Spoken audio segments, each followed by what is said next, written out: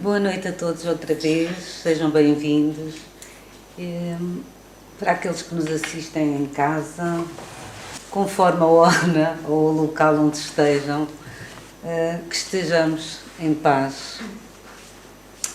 O nosso tema de hoje tem por título Os Nossos Inimigos. E durante esta hora, pedimos que Deus nos guarde e nos ilumine hoje e sempre. Nestes tempos do mundo em que nós vivemos, há algo de que não nos devemos esquecer se pretendermos a felicidade. Ou seja, se não pretendermos a infelicidade existencial. Esse algo é a participação de Deus no mundo e na história, como bem descreveu um dia Leon Denis numa das suas obras. E quando pensamos em Deus nas nossas vidas, naturalmente temos que considerar a presença também do amor nas nossas vidas e de Deus no nosso dia a dia. E como eu disse no início, hoje vamos falar sobre os nossos inimigos e vamos começar por esta grande máxima contida no Evangelho de João. A frase é: amarás o teu próximo e odiarás o teu inimigo. Eu, porém, vos digo, amai os vossos inimigos e orai pelos que vos perseguem e caluniam. Este texto remete-nos a Jesus Cristo como sendo um elemento transformador. Alguém que não se compatibiliza com o velho sentido patológico do termo. Para a mentalidade daquela época, Jesus era semelhante a um homem louco. Nós muitas vezes, até atualmente, dizemos que se ele voltasse cá, seria louco na mesma, não é? Como é que alguém, há 2 milénios atrás, poderia pensar que fosse possível amar os inimigos e orar pelos próprios perseguidores? Mas a verdade é que já se passaram 21 séculos. E nós ainda experienciamos e participamos em sentimentos de angústia e outros tormentos, apesar da conscientização de que todas as religiões nos têm dado e pregado ao longo dos anos sobre o amor no mundo, a renovação interior, propostas de paz, de fraternidade. Nós, apesar de todas estas propostas, continuamos a nos debater nesta dúvida existencial, que é: como é que eu posso amar um inimigo e com que disposição e ânimo eu irei orar por quem me persegue? Nós ainda pensamos muito nisto no nosso dia a dia. Ainda hoje, para muitos de nós, Jesus era como se fosse um visionário. Ele propunha coisas impossíveis na vida prática. E é sobre esta frase a seguir, não sei se vai passar, que nós vamos refletir. Amai os vossos inimigos e orai pelos que vos perseguem. Ora, Jesus, sabendo o mal que aquelas atitudes poderiam acarretar para nós, para a humanidade, tratou de atualizar o ensinamento, fazendo com que a sociedade refletisse a respeito dos malefícios de devotar ódio àqueles supostamente nossos inimigos. Então, o que é que ele faz? Ele levanta aquele aprendizado ancestral. Quando ele diz, aprendeste o que foi dito, Ele propunha o afastamento, a rejeição do passado. Eu, porém, vos digo, agora, presente, amai e orai. E por que é que Jesus nos chama a atenção para estas situações? É porque se nós começarmos um debate mental com os nossos chamados inimigos, numa agressividade psíquica, nós atrelamos-nos a esses inimigos e passamos a nos vincularmos aos seus hábitos, àquilo que eles estejam a realizar de negativo. E não teremos de forma alguma qualquer autoridade moral de fugir das consequências dessa tragédia interior. Porque somos nós que nos estamos a afinizar. O cultivo do ódio é fundamentalmente desastroso para aquele que odeia, para o odiante. Joana de Ângeles diz-nos que todas as vezes que nos submetemos à pressão da raiva, porque todos nós sabemos que o ódio também nos gera raiva, e que não conseguimos digeri-la, o que se produz são danos no nosso organismo. É apenas isso. É o que nós ganhamos. Quer seja no nosso organismo físico, quer seja na nossa parte emocional, na nossa estrutura espiritual. Porque quando carregamos ódio na alma, nós envenenamos as nossas próprias energias. E acrescenta ainda Joana, o ódio é o amor que está doente. O espírito André Luís também, pela mediunidade do médium franciscano de Xavier, escreveu um dia que o ódio é o amor que enlouqueceu. Então, ninguém precisa odiar alguém para que esse alguém responda pelos seus atos perante as leis divinas. Deixemos isso para Deus. Não nos compete a nós. Quando, no âmago do nosso ser, desenvolvemos energias de ódio e de malcrença, assemelhamos-nos a uma pessoa que carrega apenas lixo no seu próprio coração. Alguém que carrega ódio no seu coração será fatalmente doente e portador de uma doença tal que será capaz de o levar à morte moral. A parte moral e mais tarde à física, mas ficamos por aqui, à morte moral. O desespero que anima uma pessoa que odeia é imenso. E quanto mais o objeto do ódio cresce e se desenvolve, ele vai conquistar mais vitórias e o odiante sente-se infeliz e atordoado. Porque o campo vai começando a ficar minado. Tudo vai. Quando Jesus propôs amar os inimigos, não era mais nem menos do que uma medida de salubridade. Era uma medida de saúde para o próprio odiante. Porquê? Para quê? Para ele sair daquela faixa do ódio que nos vincula a energias muito baixas da nossa existência. Amai os vossos inimigos é uma lição medicamentosa. Porque ninguém conseguirá de facto ser feliz na sua intimidade e carregar os detritos deletérios no seu próprio coração. À parte disso também, embora nós saibamos a importância de dedicarmos bons pensamentos aos nossos inimigos, o que não significa, atenção, é muito importante pensarmos nisto.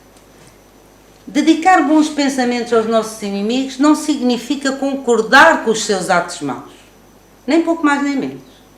Nem mesmo com a sua forma desajustada de viver a vida. O que amar os inimigos nos faz é que nos vacinemos contra as mazelas mais graves que nos possam aturdir. Em toda a parte nós ouvimos falar de baciloses, viroses, micro-organismos que devastam o organismo humano, o nosso organismo animal. E podemos perguntar, então como é que esses micróbios sobrevivem no nosso corpo e realizam todas essas tragédias, chamemos-lhe assim, todos esses desacatos morais e físicos? Explicam-nos os imortais que tudo isso acontece porque o portador do bacilo, da bactéria ou do vírus carrega um tipo de energia que desenvolve um tipo de fluido profundamente nutriente para esses micro-organismos, para essas microvidas. É por isso que é muito comum nós encontrarmos pessoas que têm a saúde frágil, que estejam debilitadas, quando elas se aborrecem ou se irritam, ou até mesmo passam a odiar alguém, elas pioram o seu quadro patológico. É ou não é? É isso. Portanto, é a própria pessoa desligada do amor, do bem e da harmonia que faculta a esses micróbios a possibilidade de se desenvolverem na intimidade do ser de cada um, não é? Então, a forma salutar, digamos assim, de nos autovacinarmos contra essas tragédias é cultivar o amor. O que levou e leva muitos pensadores e médicos, inclusivamente, a defender a tese de que quem ama não adoece. Nós ouvimos isto muitas vezes. Quem ama não adoece, mas não sabemos a razão, muitas vezes. Nas nossas dificuldades, e porque os tormentos e as vicissitudes da vida são muitas, apelemos para Jesus, o médico das almas. E lembremos-nos do grande médium brasileiro, Chico Xavier, quando, numa pergunta que lhe foi feita sobre o seu estado de saúde, ele respondeu: eu sou um doente são. Claro que isso era confuso para quem ouvia. Porquê é que ele faz esta afirmação? Porque ele estava a resgatar os seus problemas de outras existências. Ele estava a resgatar erros do seu passado, mas na atualidade ele não estava a contrair novos erros, porque ele estava a cumprir com a lei de caridade do bem. Ele era um doente são, porquê? Porque ele amava os inimigos e ele orava por todos os seus caluniadores. Ele sofreu muito na sua existência, na sua passagem por aqui. Sabemos também que a ciência estabelece que a toda ação corresponde uma reação da mesma intensidade e no sentido oposto. E de sentido oposto. Assim sendo, é óbvio que quando nós dirigimos a alguém uma energia má, vamos lhe chamar má, desenfreada, essa mesma energia vai voltar para nós. Não tínhamos ilusões. E mal ela chega a nós, começamos a ver a doença aonde? Nas nossas casas, a rondar a família. E é nestes momentos que começamos a gritar: que mal fiz eu a Deus para merecer isto? Porque eu não mereço isto. Mas a verdade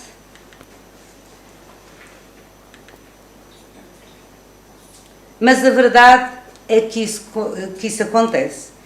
Mas nós não temos condições nenhumas para fazermos mal ao Criador.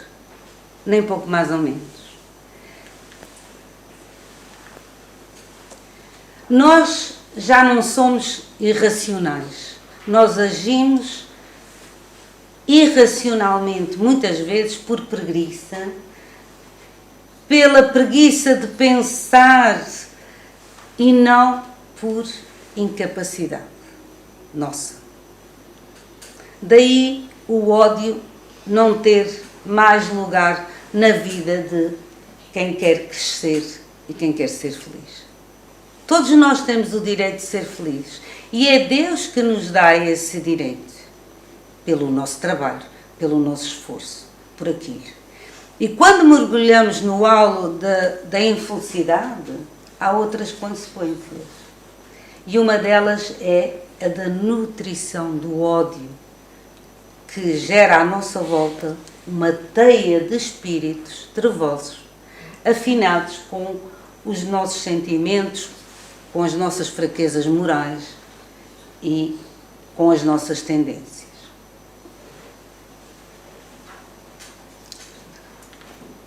Bom, no Livro dos Espíritos, Allan Kardec perguntou aos imortais: qual é o tipo de mal que os espíritos maus nos desejam induzir?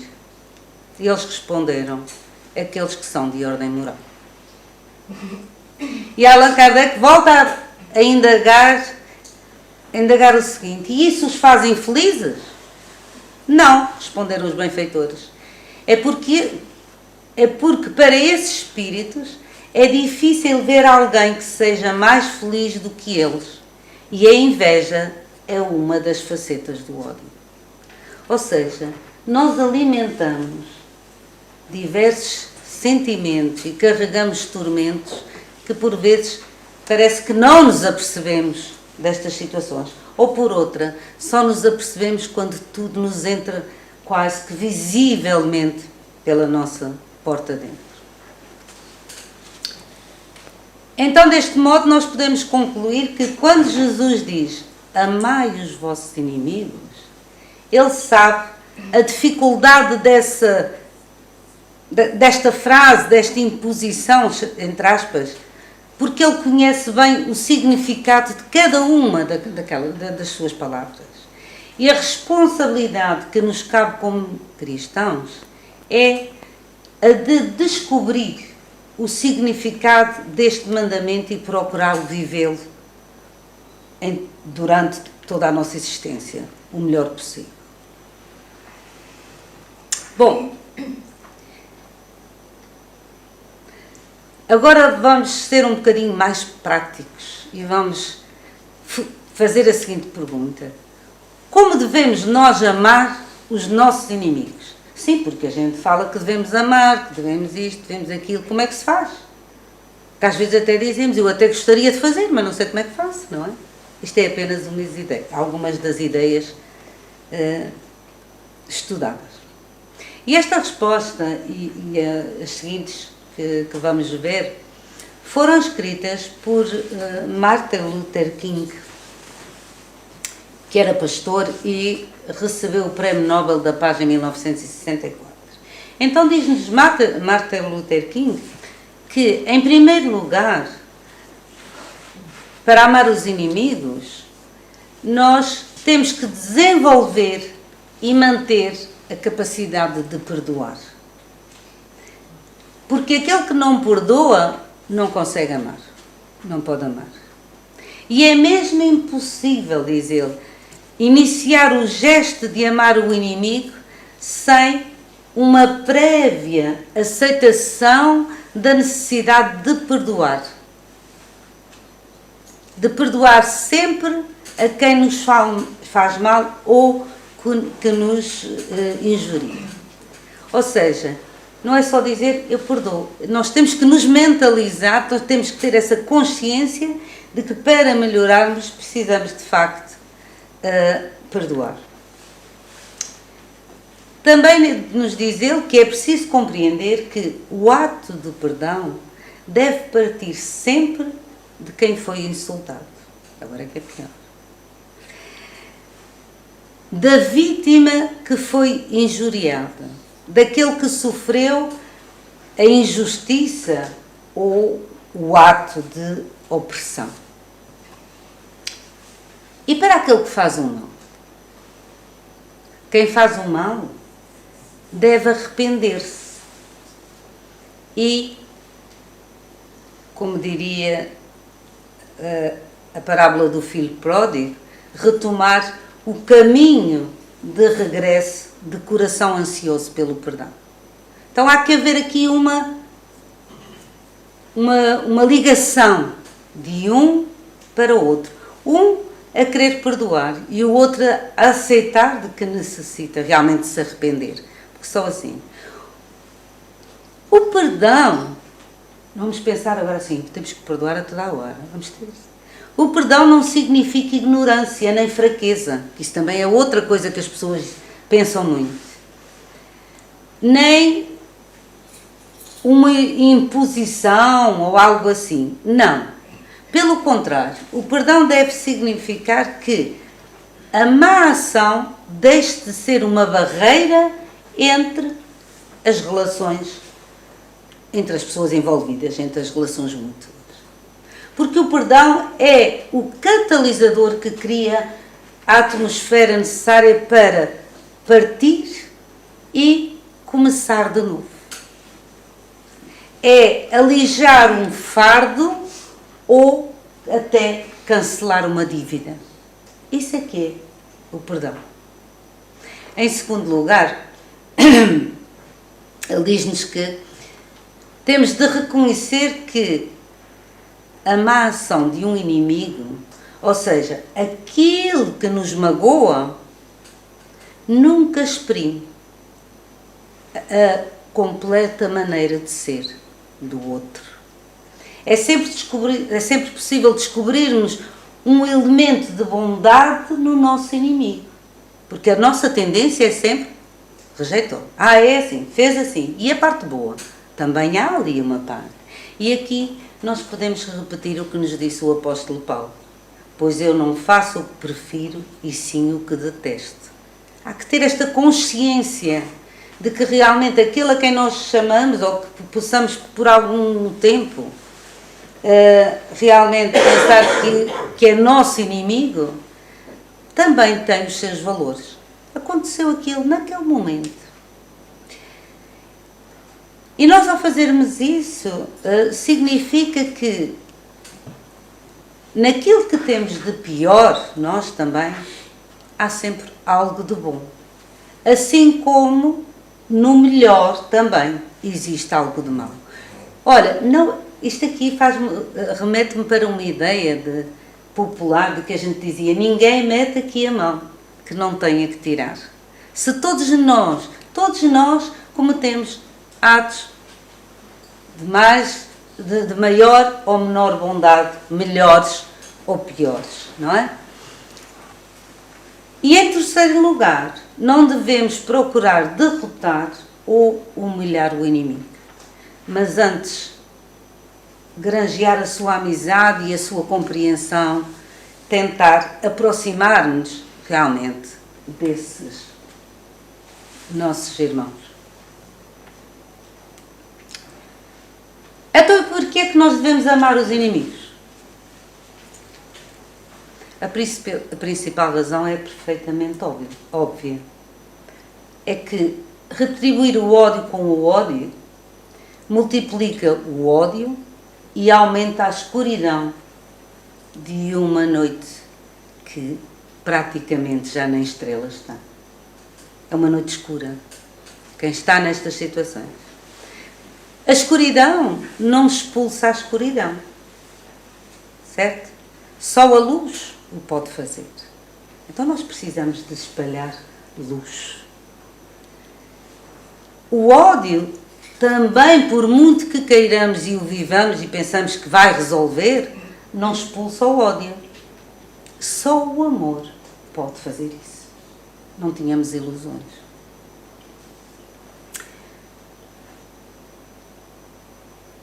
Se virmos bem e fizermos uma análise, nós vemos que o ódio multiplica o ódio. Não há ilusões. Violência multiplica violência. Dureza multiplica violência. E nós entramos num espiral. descendente que termina na destruição de qualquer um. Daí, por isso, Jesus nos diz: amai os vossos inimigos. É uma advertência profunda e decisiva que ele pronuncia. Por outro motivo, porque devemos amar os inimigos, é porque o ódio deixa cicatrizes nas almas, que somos todos nós, e aqueles que são portadores dessa situação, e provoca deformações na nossa personalidade.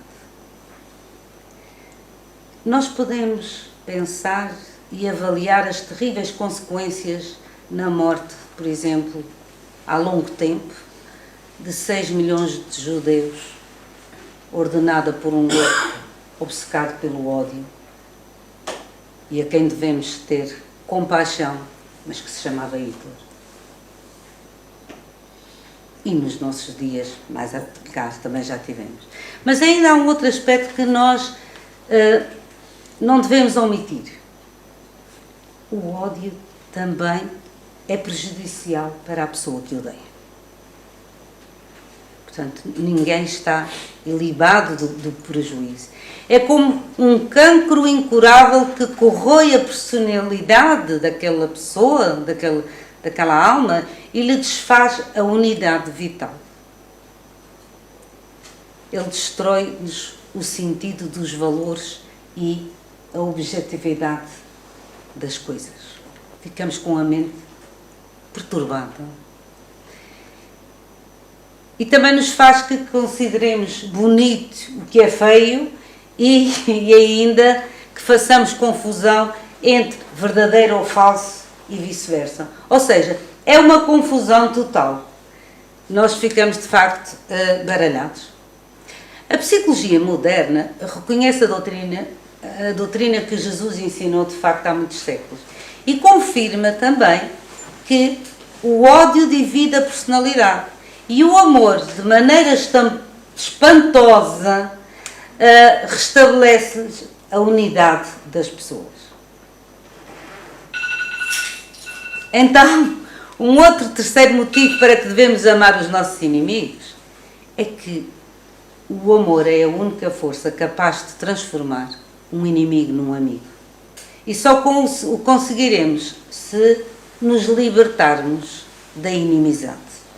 Esse é algo que em potência, todos nós somos filhos de Deus, afirma também Luther King. E através do amor essa potencialidade vai tornar-se realidade. Aí nós vamos conseguir ter mais força, mais ânimo para concretizarmos os nossos anseios, para atingirmos objetivos mais altos. Quando se diz mais altos é em nos sentirmos melhores pessoas, em sermos melhores pessoas.